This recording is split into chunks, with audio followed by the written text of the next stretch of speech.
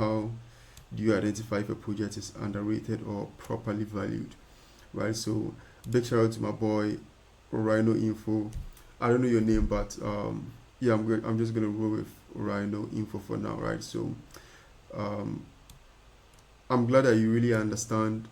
You understood what I said about the Upwork AI interview stuff, right? And yeah, I hope you had some value from the videos that I create. I learned a lot from them. So yeah, I'm glad you learned quite a lot from the videos. It kind of motivates me to make a lot of them to share my experience with you guys, right? So yeah, I'll go ahead and then answer the question. How do you identify if a project is undervalued or properly valued?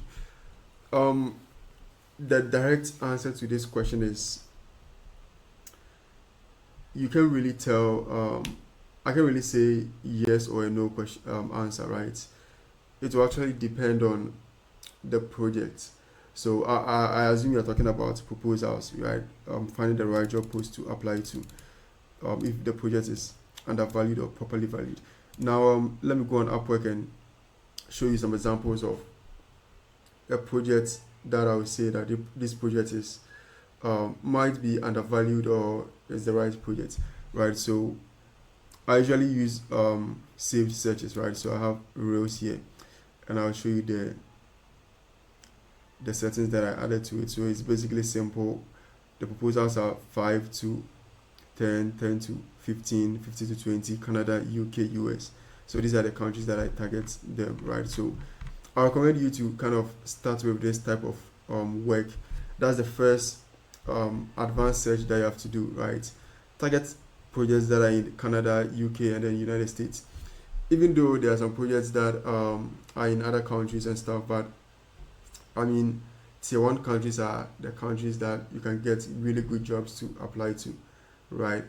And it actually helps you a lot, right? So me switching to these countries, I've been kind of signing good clients and working with a lot of clients in these countries, right?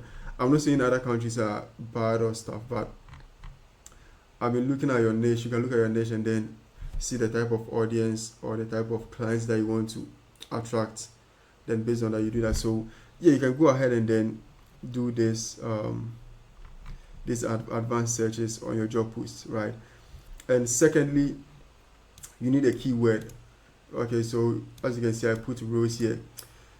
With Reels, I'm really targeting clients that are looking to make short form content. So I can also put short form content, but I start with Reels, right? So as you can see right here, I have Reels, shorts, short form, social media, video, and then video editing, right? So I start with Reels, right? So depending on your niche, I don't know the type of niche that you are currently in, but if you are in, let's say, social media management niche, you can put social media manager here. But it would be awesome if you kind of find a small keyword in social media management.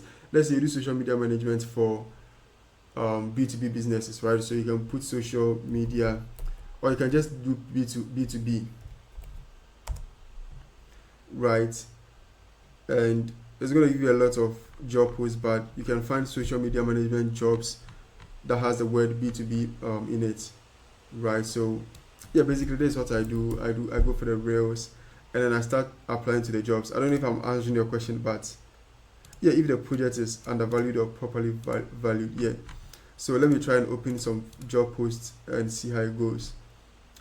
Photo and video editor for custom fashions, jackets, social media management.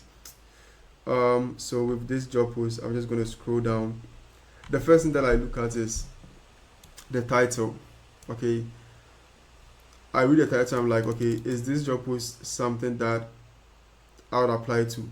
If it marks the I would apply to button, I open it and then I scroll down, right? I go down to the activity of the job and I go to the proposal section. How many people have applied to the job? The proposal section don't really matter because sometimes there are job posts that have like 50 proposals and I still apply to them, right? So as long as they don't go like 20 proposals plus 50 proposals plus, if they're in the range of 5 to 15 plus proposals, you're good to go, right? You can apply to it. And I check the interview section. So if the client is interviewing, let's say 10 people, I'm not going to apply to it. If it's 5 people, I depending on the job post, I'm gonna apply. If the job post is not really that good, I'm not gonna apply to it, right? So, and also invites sent. If the invites are like 10 invites, 20 invites, I'm not gonna apply to it. But if the invites are like 3 invites, 2 invites, I'll also apply to it. And I come to this section which says payment method verified. This one doesn't really matter, alright? So let's assume I'm applying to this job, right? So photo and video editor for custom fashion jackets. I don't work with clothing brands and e-commerce, so this job is out. I'm just gonna skip this job. So I'm not even gonna try and open it and find anything in this job post, right? It's in the fashion niche. They need photos editing and stuff. I don't do that, so I'm just gonna skip this one. The next one is video editor for social media publisher, ongoing position, $100 a week. I read a small introduction right here, which says we are looking for. Oh, sorry. We are looking for a creative, reliable video editor to join our team. I am an agency and apply to job posts that clients actually post them, right? So usually I really target the clients. I don't really target agencies. I don't work with agencies, right? So if somebody is asking you to join their team, it means that they are an agency. Sometimes they are not really an agency, but looking at this job post, the clients actually added the amount that they're going to pay you in a week, right? So me looking at this, and it says the word salary here. I don't know if I can zoom in on this one, but as you can see, it says salary $100 per week. I'll skip this job no matter how good the job is or how many payments verified it has, because I'll go on the call with the client, and then at the end of the day, he's an agency and I'm also an agency. I have team members that work with me. I've tried working with an agency and it didn't go really well, right? Sometimes your team members are sleeping and you are awake, and the client is also awake. The agency is awake and their client is probably sleeping, right? So you'd have to wait for your team member to be online to make some changes to the project. It's a whole lot of mess, right? So I don't apply to this type of jobs. But if you are a freelancer and you have a skill, let's say you have really good video editing skills and you want to kind of apply to job posts, I'll recommend you to try and join teams, right? Join agencies and stuff.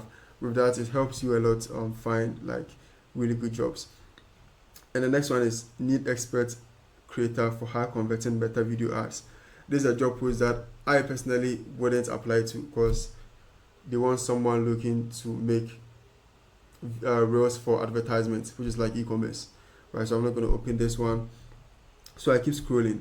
Elite social media and video team for luxury real estate development. Number of freelancers needed 2. So I'm going to open this one. And this one is also another one. Create a high. I already applied to this job post, right? So as you can see, 2 hours ago, I applied to it. Video creation for dental clinic, social media, and YouTube.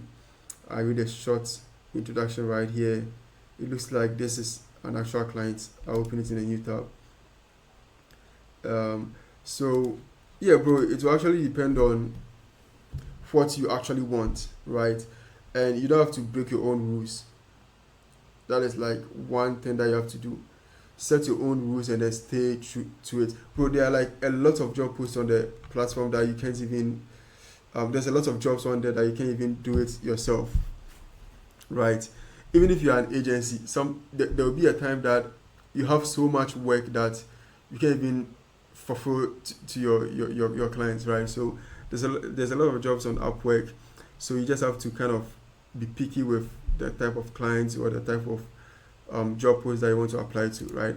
And it really helps you a lot stay away from lots of bad clients and stuff like that, right? So yeah, there's another job post right here: video creation for dental clinic, social media, and YouTube. You'll be renumbered $7 for each video, regardless of the format. I'm gonna skip this one also, right? So I don't like job posts where the clients kind of give you their pricing in the job and stuff like that. Maybe I haven't really read through the job post, right? But me looking at this, I'm gonna skip this, right? And let's go to the next one. I scroll to the button interviewing for invite sent 7 rising staff 90% job success call.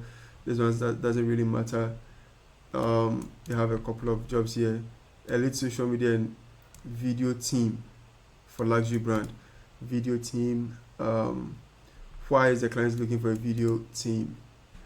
Okay, so I'll scroll through it and see what the client is really looking for, right? Slate development in a high-end real estate developer based in Texas.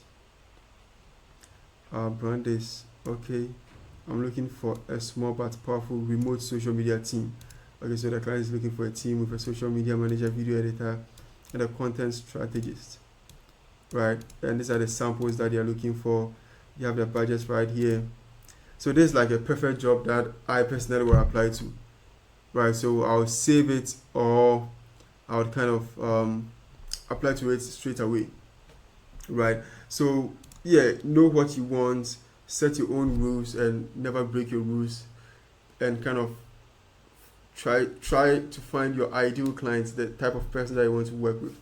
And sometimes the job posts don't really matter, right? I've applied to jobs that it doesn't have like payment method verified and stuff, but the client, we went on the call and the client loved my projects and everything, and they just sent a contract on Upwork. I even helped them send an offer on the platform. They enter their card information and everything right on the call, right? So yeah, you just have to kind of set your own again, your own rules, and then follow it. Know the type of clients you want, and it's really going to help. I hope I haven't like ranted a lot on this short question right here.